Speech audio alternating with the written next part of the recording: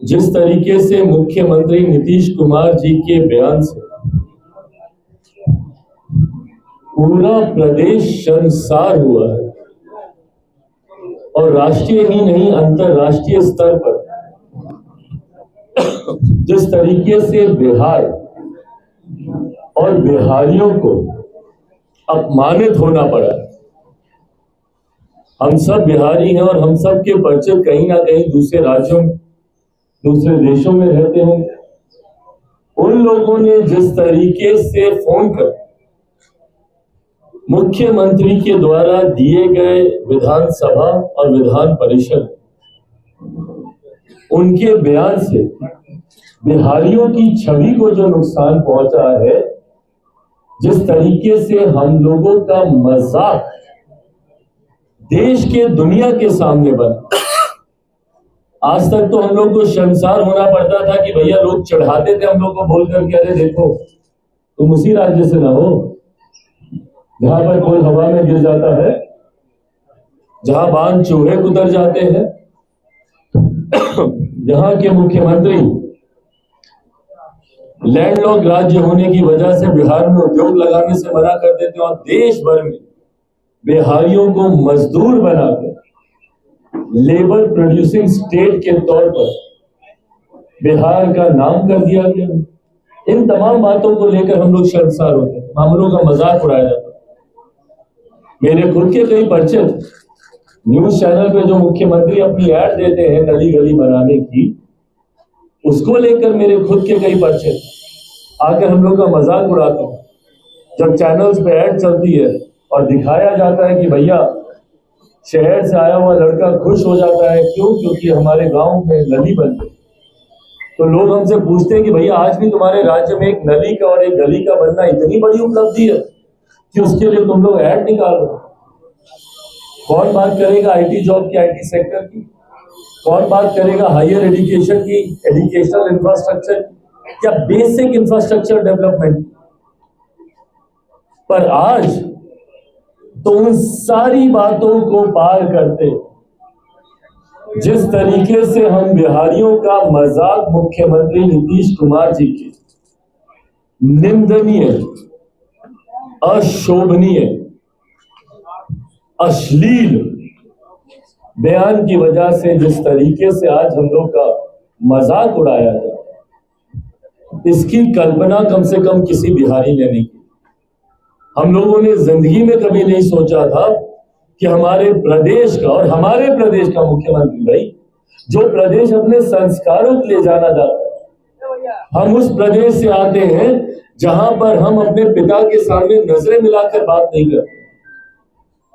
हम लोग उस प्रदेश से आते हैं जहां दिन में 4 बार अपने माता पिता दादा दादी के घर से निकलते, घर घुसते वक्त हम लोग पहुंच चुके हैं।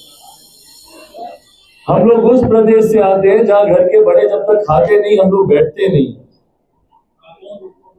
हम उस प्रदेश से आते हैं जहां छोटे बच्चों तक को आप करके हम लोग बात करते हैं, बेटा आप खाइएगा, आप खा लिए। उस राज्य का मुख्यमंत्री इतनी अश्लील भाषा का इस्तेमाल बिहार की विधानसभा में करते हैं।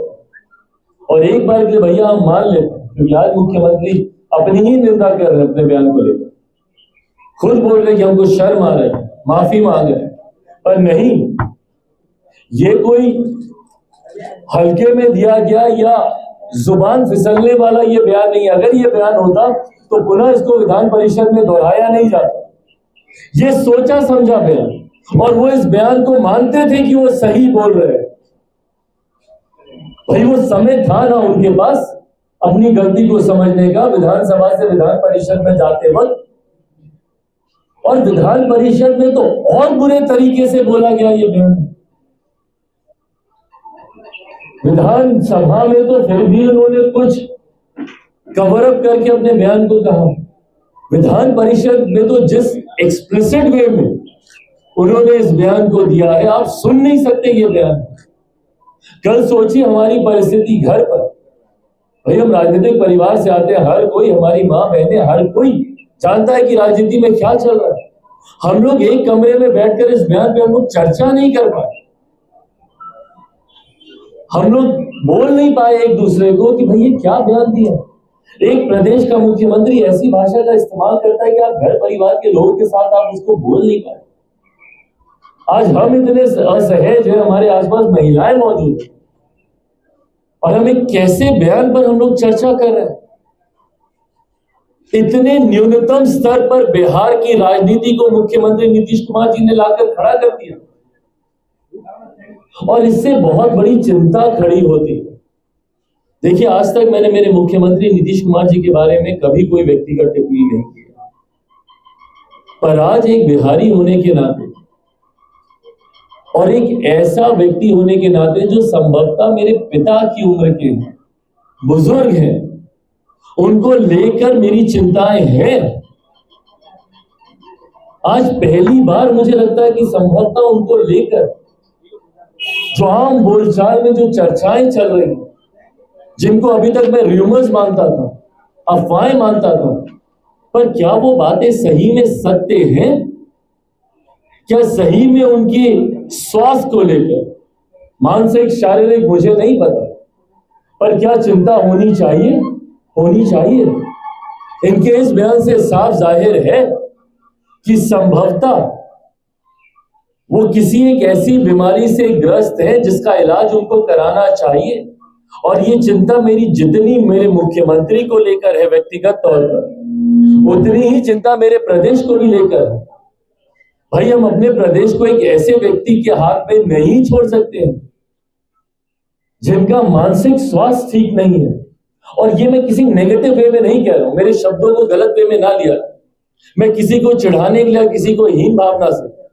और आज की तारीख में भैया मानसिक स्वास्थ्य को लेकर चर्चाएं शुरू हुई है और ये होनी चाहिए, ये छुपाने वाली बातें नहीं है। कितने बड़े बड़े एक्टर्स हैं जो खुलकर अपने मानसिक स्वास्थ्य की आज की तारीख में चर्चा कर रहे हैं। और ऐसे में अगर मेरे मुख्यमंत्री भी किसी ऐसी मानसिक बीमारी से ग्रस्त है या संभवतः शारीरिक बीमारी से जिसका असर, जिसका दबाव उनके दिमाग पर जा रहा है, उस पर चर्चा होनी चाहिए। और ये जिम्मेदारी उनकी पार्टी की बनती है। और एक बिहारी होने के नाते बिहारियों का अधिकार है इस बात को जानने का कि क्या गलत है हो रहा है हमारे मुख्यमंत्री के साथ। क्यों इस तरीके से रह रहकर उनके स्वास्थ्य को लेकर बाहर में अफवाहें सामने आ रही। और अगर उसमें 1% की भी सच्चाई है तो सिर्फ राजनीतिक लाभ के लिए इन बातों को छुपाए जाना और एक व्यक्ति को बीमारी में और ढकेलते जाना कहीं से भी जायज नहीं। उनके आसपास के उनके शुभचिंतक जितने भी है, मैं उनसे आग्रह करूंगा, भाई अगर जरूरत है तो इलाज कराएं। और आज की तारीख में मानसिक स्वास्थ्य कोई शर्म की बात नहीं है, कोई छुपाने की बात नहीं है, उस पर चर्चा होनी चाहिए। और जरूरत है तो मुख्यमंत्री का इलाज कराया जाए। और अगर उनके आसपास के लोग, अगर उनके पार्टी के लोग ऐसा नहीं करते तो मैं केंद्र सरकार से मैं मांग करता हूं कि बिहार में राष्ट्रपति शासन लागू करे और मुख्यमंत्री को हर संभव मेडिकल सेवा जो उनको देने की जरूरत है उनको दी जाए। इस तरीके से एक व्यक्ति को आप बीमारी में और नहीं ढकेल सकते। संभवतः उनके आसपास के लोग ये नहीं समझ पा रहे होंगे और जो व्यक्ति खुद ऐसी बीमारी से ग्रस्त है वो भी नहीं समझ पाता इस बात को। ऐसे में वो इलाज कराए, पर उनके इस बीमारी का नुकसान पूरे प्रदेश को हो ये भी उचित नहीं। आज की तारीख में जब चर्चा हम लोगों को आर्थिक सर्वेक्षण पे करनी चाहिए,